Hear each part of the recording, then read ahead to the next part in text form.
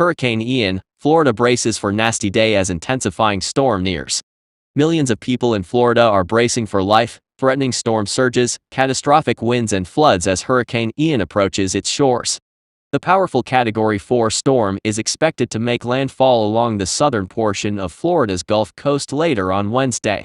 It has already knocked out power in Cuba and caused severe flooding in the Florida Keys. Florida Governor Ron DeSantis has warned of a nasty day.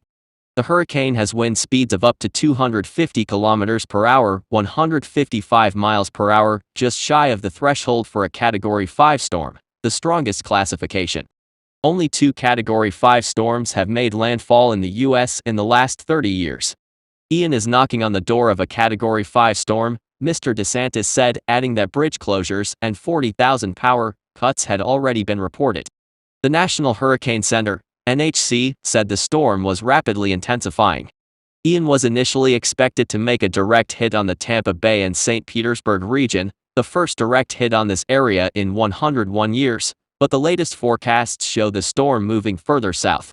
Striking the Tampa area would be a worst-case scenario, said Richard Olson, director of the Extreme Events Institute at Florida International University, FIU. The Tampa region is among the most vulnerable places for severe flooding.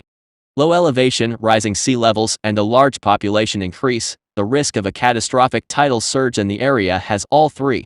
Over the last 50 years, development has surged along the Tampa region's nearly 700 miles 1,126 kilometers of shoreline, with people and buildings scattered along the mostly low-lying beach.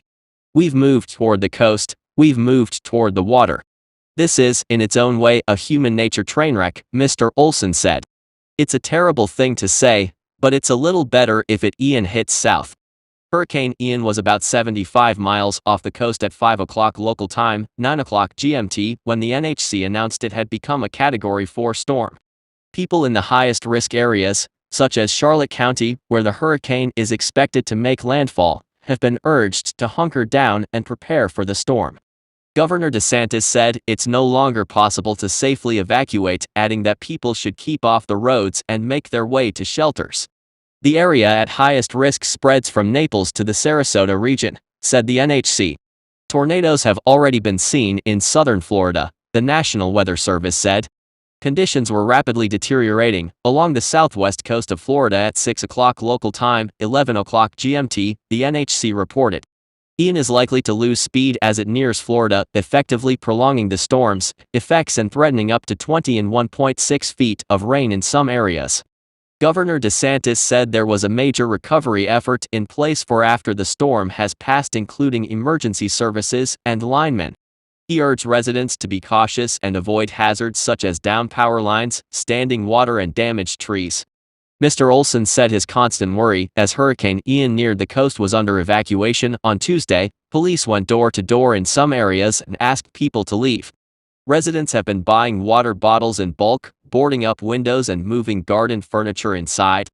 Schools and universities have also canceled classes for the week. Theme parks such as Disney World, SeaWorld and Busch Gardens in Tampa are closing as the storm bears down, while NASA has postponed the planned launch of a moon rocket at Kennedy Space Center. The Artemis I moon rocket, which has already had its launch postponed twice, has been removed from the launch pad to the vehicle